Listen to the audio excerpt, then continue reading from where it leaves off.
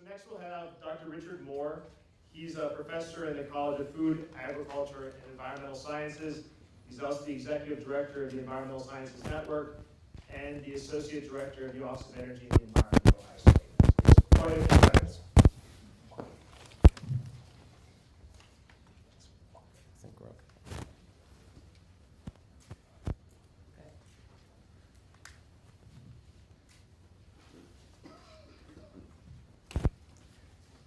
Hi.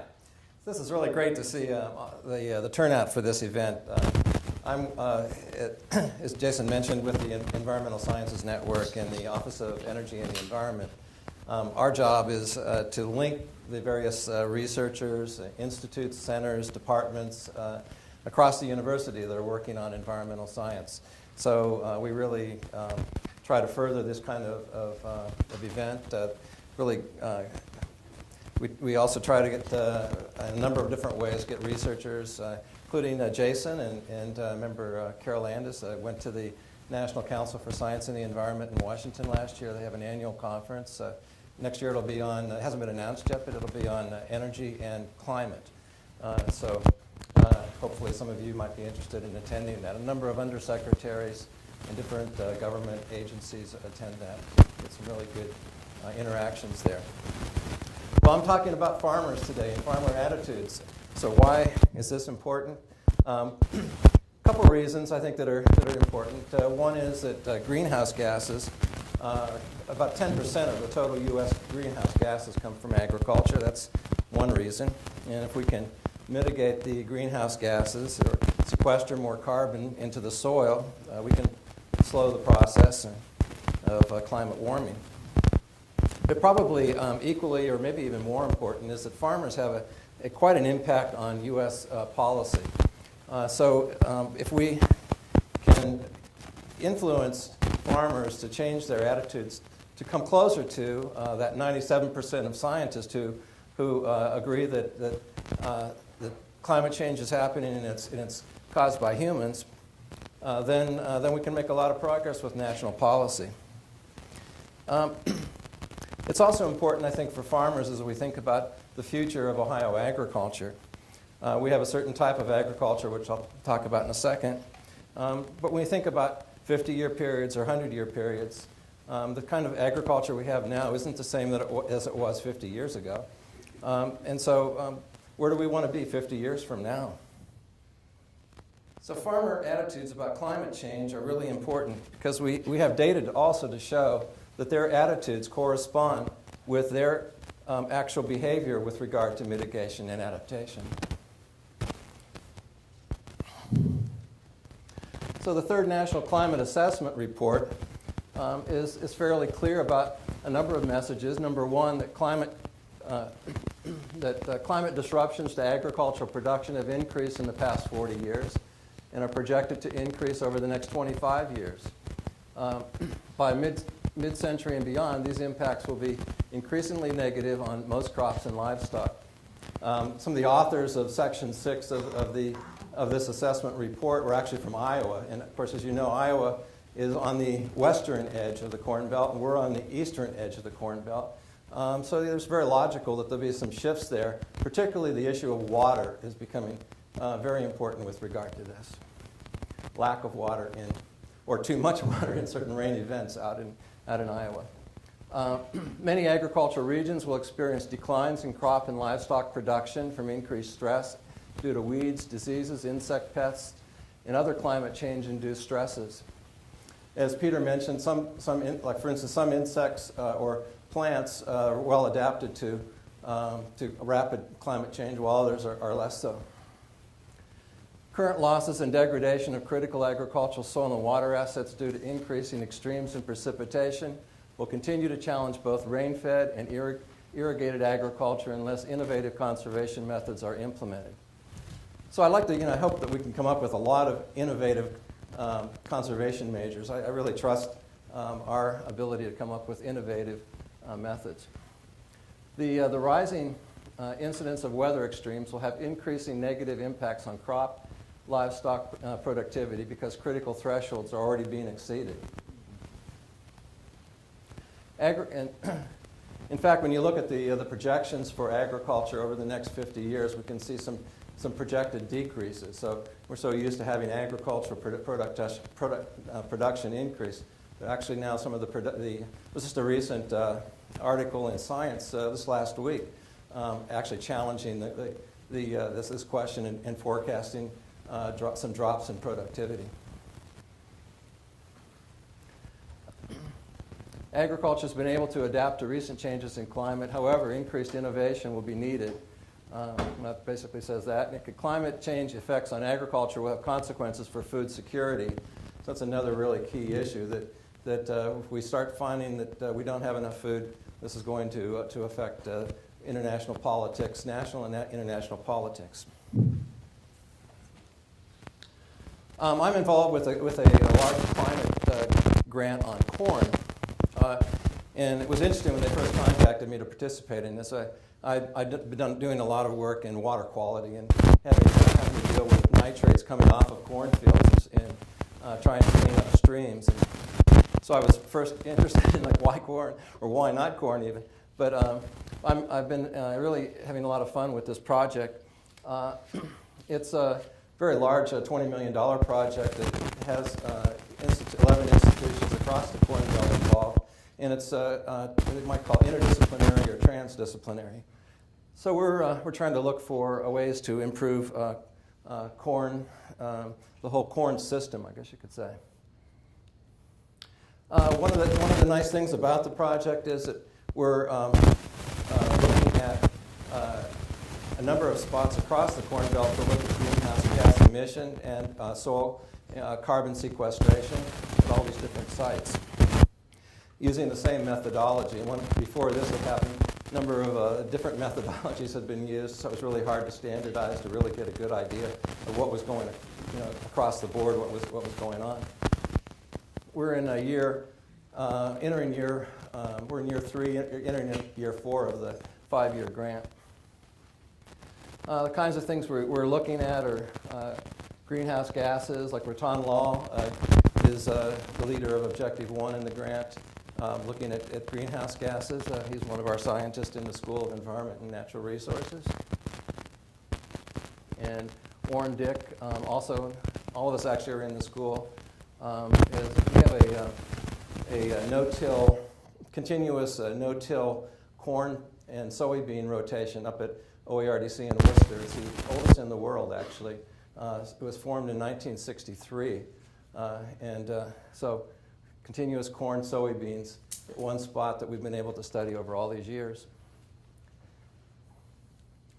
Norm Fozzie, who's with the USDA Agricultural Research Service and also associated with the College of Food Agriculture and Environmental Engineering, is bioengineering, does drainage work. And so we're looking at the runoff off of fields, particularly through drainage pipes and controlled drainage.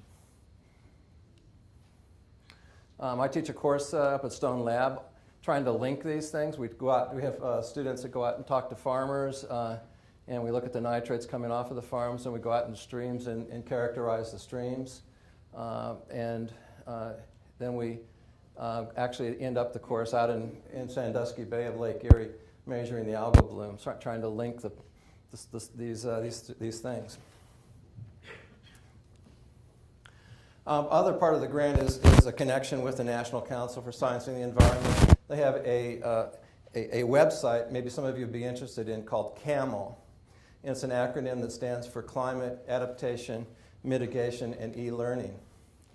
And so one of the things that website lacked is a significant component on agriculture. And so we're trying to do that. One part of our grant is to have specialists. We have something called speed science. And it's a neat concept. So you have a scientist just talking for maybe 5 minutes or something about a particular very narrow topic. So these are on YouTube now, as well as on the CAMEL site. So if you want to find that, you can just Google CAMEL and then NCSE. So just to give you a little bit of background on agriculture, I don't know how many of you know much about agriculture, but I want to compare two groups. One of the typical corn belt growers, and then one other group, the Amish in Ohio, to give you some different sort of range of variation of Ohio farmers. Well, first of all, you can say that if we look at the whole state, what really stands out is corn and soybeans. This is $3 billion for each of them, basically, and that stands way out ahead of everything else. So that's, and if you want to find out, here's the corn belt itself. So here we are in Ohio, and you can see Iowa out here where that's really the largest states out there. So this is likely to change with climate warming, particularly the lack of water out in this western part of the corn belt. So soybean production, something like this. Now, I don't know how many of you know. I guess you have to have gray hair to maybe remember, but it wasn't until the 1960s that Ohio had a significant amount of soybean production. Before that, if you go back to like 1940 and look at the same kinds of statistics, you'll see corn's way up there, but there's not any soybean, not any mention of soybeans in 1940. Then you might find quite a bit of oats, actually, and that's decreased. Winter wheat, we have quite a bit of winter wheat here. Oat production, just this little bit up here where the Amish are, and that's about it. So these two groups that I want to compare then are the Corn Belt. Northwest Ohio is famous for corn production, and the Amish farmers then in Holmes, Wayne County area. So here's some characteristics of the two. It's an oversimplification, but I think we can get an idea because I'm going to in a minute then tell you how they think about climate change. But the average, then you get into this maybe over 200 acres for Northwest Ohio for corn and soybean production. And they'll pretty much be focused on corn and soybeans, rotating those two. Grain is very common for export. About 20% of U.S. corn goes to exports. 60% of their land is rented, so there's a lot of what we call a high rate of farm tenancy. 2/3 of them have off-farm jobs. They still have the same problem that you and I have on making sure we got health insurance. High rates of genetically modified crops. And they've intensified their production through having a lot of mechanization, large-scale crop varieties that have been developed to respond to chemical fertilizer. Amish in north central Ohio, typically 80 to 100 acres. And if you went back to 1940, the average for Ohio is about 90 acres. So our scale has changed dramatically in the last 50, 60 years. And these farmers would have corn, spelt, which is a kind of wheat, emmer wheat, oats, and hay for dairy cow production. So they sell their milk, make cheese. Usually, several varieties of corn are planted, principally for silage and grain feed for dairy cows and horses, and mostly farm on self-owned land. They often have a side business. Somebody in their family has a side business, and they've also intensified their agriculture over the last 50 years, and one of the ways they've done it is through having automatic milking machines. Well, they used to do it by hand. That big change happened in the mid-1990s. So here's what a cornfield looks like, or a soybean field. If farmer around Delaware, he's actually one of the national leaders. And here's what an Amish farm looks like with a lot of different fields you can see here. Yeah. Oops. And you can see they're very diversified. They got hogs, cows, horses. And the rotation that they have too is important. So every as you see a field here, and you can see it in the next one, all these different fields, same farm, go through the same rotation. So you have corn one year, and you have, following the corn, you have like a small grain like wheat. Oops. And after wheat, you might have oats, and then undersown with hay for 2 years, and then you go back to corn again. So any one of these fields you see in a particular time, then in a couple of years it'll look different. It'll be with a different crop because they go through that same 4-year, 5-crop rotation. This is what it looks like in the spring now view they're planting. Here's two guys. One of them has a left-hand plow and the other one has a right-handed plow. Making it interesting. They had fun doing it. So here's some oats, harvested oats and shocks and corn next to it. Sometimes they do things like this too, where they might wait, like right now they might be waiting to plow, to put it to plant corn or something, so that they might wait for bobolinks or something to nest. So it looks like this from an aerial view when we do our studies. This is sort of a mosaic that you'd find where the red is corn, so it'd be sort of interspersed all over the place. Where if you went to northwest Ohio, you'd find them like in contiguous, very large areas. So here's the results of the study. The Corn Belt study was done. We had about a 20% response rate for farmers across the Corn Belt, with a total of 4,778 responses. And our team, we decided, I knew this was happening, so I went out and I said, wouldn't it be interesting to also get the Amish included in this? So we went and did 50 farms. Here's the difference. Here's the nuts and bolts of this. This is really interesting stuff. The question is, with your attitudes about climate change, how many feel that it's human-caused, natural-caused, combination of natural and human, or insufficient evidence, or not occurring at all? And I put the little boxes around, probably the most important part. The Corn Belt farmers, about 40% of them thought that there might be a combination human or human plus natural. Very few of the Amish. And then if you look at the natural also, more high in the Corn Belt, with only 8% of the Amish.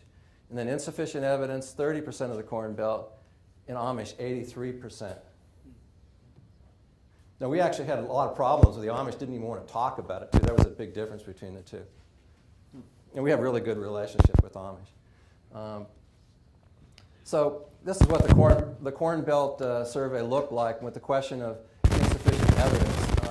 So you can see there's, like I said on the other slide, 30-some% said insufficient evidence. In Ohio, northwest Ohio, was comparable to the rest of the Corn Belt, whereas the Sugar Creek Amish were 83%. And Sugar Creek Amish were 39%, which is pretty close to what this was in the Corn Belt. So it looks something like that. It's the same, just shown a little differently. But some other attitudes that are important to note are attitudes about water. And to the question, have you experienced significant problems with saturated soils or ponding over the last 5 years? You can see that our Northwest Ohio scored very high. Now, part of the reason for this, as you probably know, is that Northwest Ohio had the Black Swamp at one time. So that very much influenced our agriculture in that part of the Corn Belt. It's a little atypical. And that's because they had to drain it with very deep ditches in Northwest Ohio. So the issue of drainage and water is really a key part. And then the question, more frequent extreme rains, percent concerned or very concerned. You can see again, here we're at the top of the Corn Belt here on this one. So very concerned about extreme rains. Looks like 60 to 70%. Now, why are these important? When you start to look then and combine this with actual attitudes about water issues, then and start to look at whether they believe in climate change occurring, then we find a very close correspondence. So more frequent extreme rains, where they scored high on that. Here's the climate change occurring, mostly human causes. So they scored high on their awareness about more frequent extreme rains, or concern about that, as well as increases in saturated soils and ponding. But if you take the other end of the continuum, which is the climate change not occurring, then we find them responding very low to the question of more frequent extreme rains or increases in saturated soils and ponding. And continuing on, then we ask the question, support for collective and individual mitigation. So should the government do more to reduce greenhouse gases? Should I reduce my greenhouse gas emissions for my farm operation? And again, when you go back to those individuals who thought climate change was occurring, then 60% of them thought that the government should do more to reduce greenhouse gas emissions, whereas only 6% of those people who thought climate change was not occurring thought that. And the same thing when you go to, should I make some changes on my own farm? Same thing. Well, 44% there and 7% there. So there's huge differences in then action as it relates then to attitudes. So some factors to consider are flexibility of production. You know, when we look at, again, back to the question of Ohio farms, say 50 years ago, compared to 50 years in the future, where should we be? Thinking about that, should we have, right now, we've had more long season varieties. Some of the corn and soybean production has tried to take advantage of the longer growing season.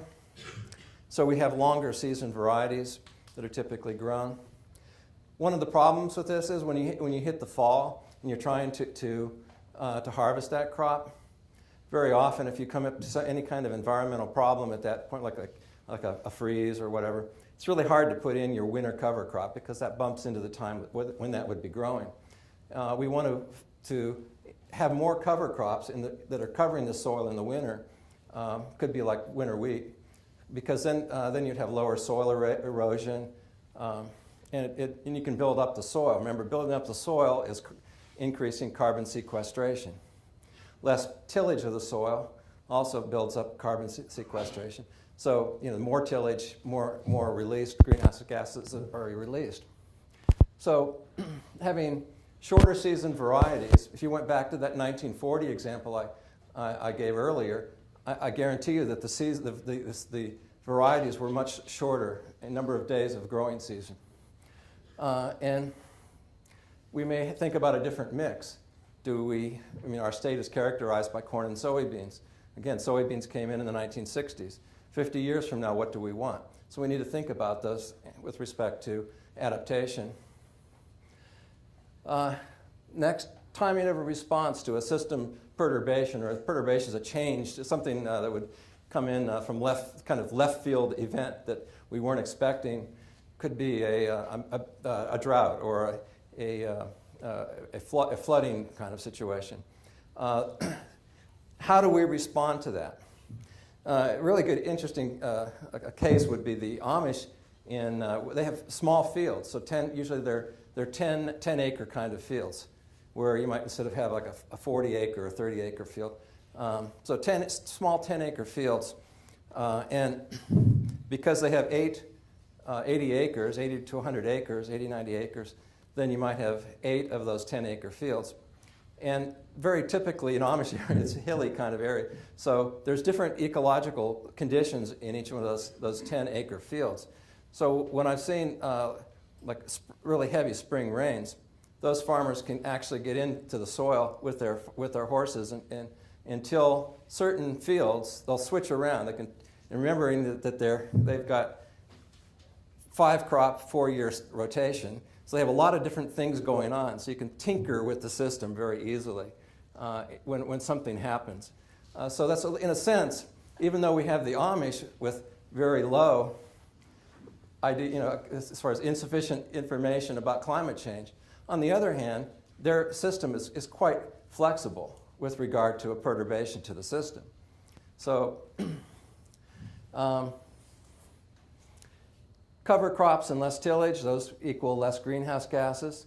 And then the idea about building a system of agriculture that is resilient to different kinds of weather events, increase in severity of the number of severe weather events. Oops. So that's all I have. And if you have some questions, I'd be glad to answer.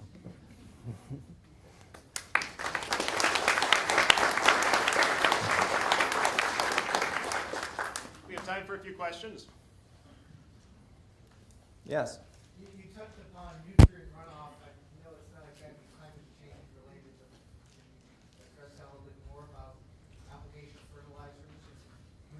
frozen ground and things like that?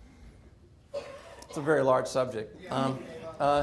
Well, I'm not sure where to start, but having spent a lot of my career on trying to deal with nutrient runoff into streams in particular, well, with regard to our project, the corn and climate project, the USDA project, applying less fertilizer, if we can do that, is certainly one really significant option.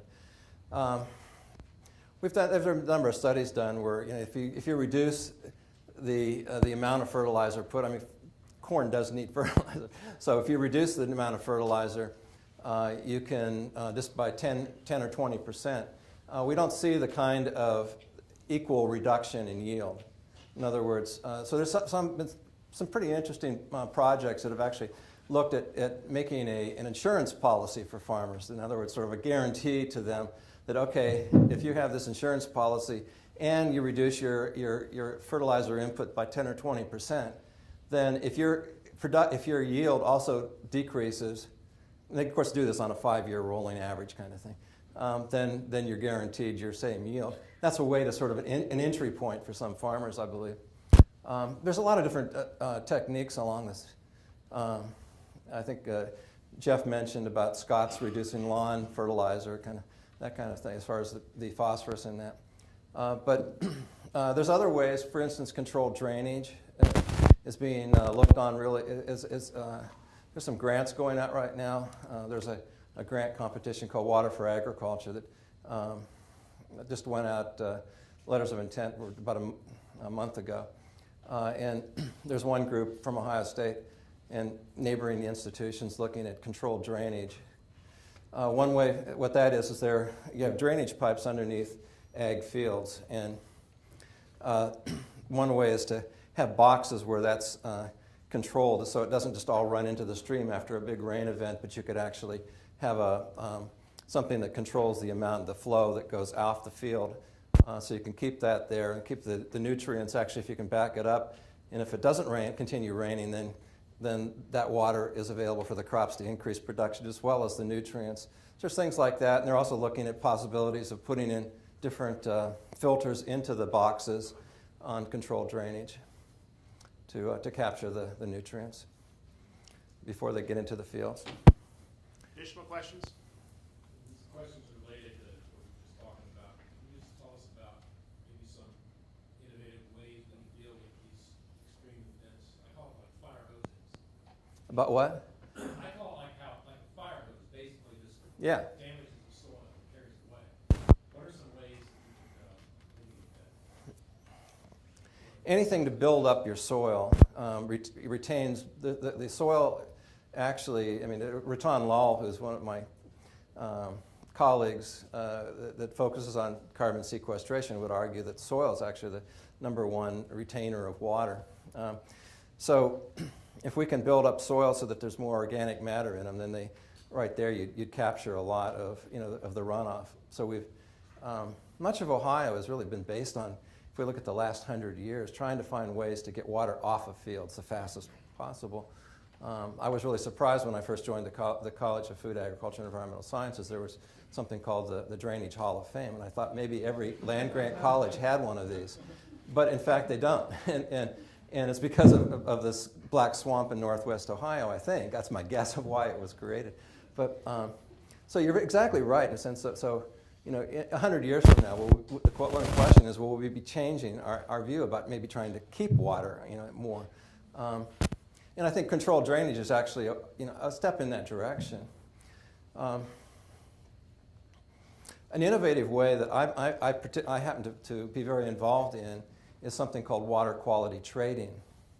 I wrote the plan for Alpine Cheese Company in Winesburg, Ohio, that had a significant phosphorus problem out of its factory. And the Ohio EPA has a program called the NPDES program that gives a 5-year permit with certain regulations for every point source, which would be like a factory or a wastewater treatment plant that has a drainage pipe going out of it. And so what we did is we created a plan whereby the cheese factory could pay directly farmers to put conservation measures on their farms. And in a ratio that would be a 3-to-1 ratio, so that for every 3 pounds of phosphorus or nitrogen, well, in this case phosphorus, that was reduced on the farm, then the cheese factory would get credit for 1 pound on its permit. So you have then a multiplier effect. Then if the cheese factory had just done a facility upgrade for that particular parameter, and then in this case, for every on the farm, all the conservation measures we put in, whenever we did something for phosphorus, we were also remediating nitrogen. Usually it's like, in that particular area, it was like 2 pounds of nitrogen for every pound of phosphorus. So that wasn't even part of the permit or our trading plan, but we were also doing that. So at the end of the day, then, we were able to clean up a stream. And it was all done by the money that came from the cheese factory. It didn't cost you, the taxpayer, 1 cent. Very popular program. Additional questions? In the back? How do you turn around this great ship of the Department of Agriculture and their love of soybeans and corn, and convincing farmers that there's another world out there? Wow, that's a big question. Yeah, one of the questions that some people have asked, why corn and soybeans? Just even ask.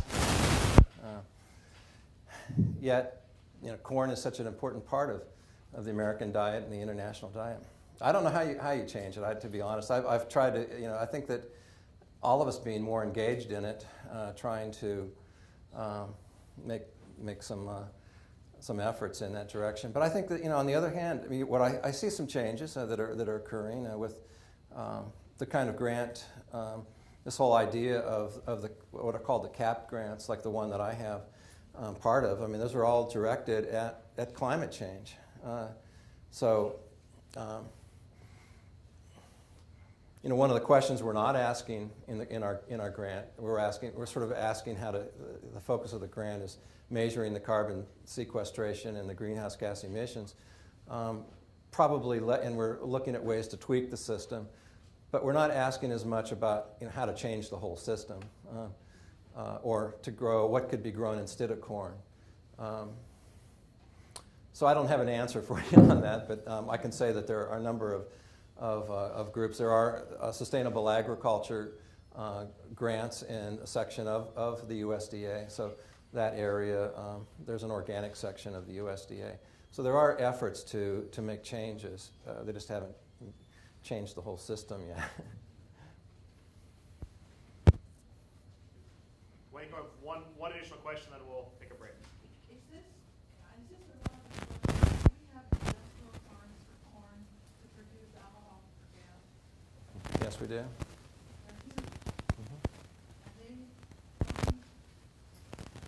Oh, that gets into a really big question. Yeah, so there have been studies done on looking at the production, the use of bioenergy. I guess there's a lot of range of variation within people in the College of Agriculture. I'm maybe atypical. I'm an anthropologist by training who was brought into the College of Agriculture, and so I sometimes look at a broader, maybe kind of worldwide view of agriculture. But yes, so there's a lot of questions about the actual energetic efficiency of such systems. Take 2 steps back and you sort of ask the question of why would you be, maybe the question of energy that way. I think with the shale, that was a very popular kind of thing that people looked into, but then with shale gas recently, probably don't want to go there. But anyway, that's become much cheaper. And so, that issue of relative price differences has really sort of taken, the bioenergy has taken a big hit from that.